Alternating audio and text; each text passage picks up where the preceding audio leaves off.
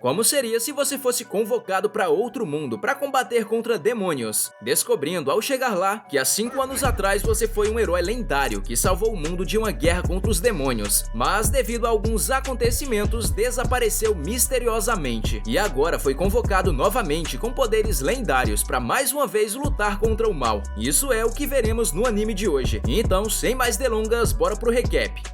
Iniciamos na escola com Yuki olhando pela janela. Nessa hora, sua amiga Yuri aparece e diz que ele parecia depressivo com aquele cabelo cobrindo seu olho. Então ela se oferece para cortá-lo como nos velhos tempos. Yuki diz que ela não tinha mudado nada. Nessa hora, tudo ao lado de fora da escola fica preto e um círculo mágico se abre no meio da sala de aula. Todos ficam em pânico, mas Yuki parece entender do que se trata e dá um sorriso sacana. Logo depois, a cena muda para eles e os outros estudantes no meio do nada. Todos parecem confusos, mas Yuki parece reconhecer o lugar. Nessa hora, aparecem vários inimigos em armaduras gigantes. Todos os estudantes começam a fugir, e o único que fica para trás é Yuki. Um dos inimigos tenta atacá-lo, mas sua amiga pula na frente para salvá-lo, e ele repele o ataque apenas usando os dedos. Logo depois, aparecem vários soldados para enfrentar os gigantes. Yuki percebe que os gigantes estavam rodeados por maldições, e logo depois aparecem mais alguns soldados, e com apenas alguns ataques eles conseguem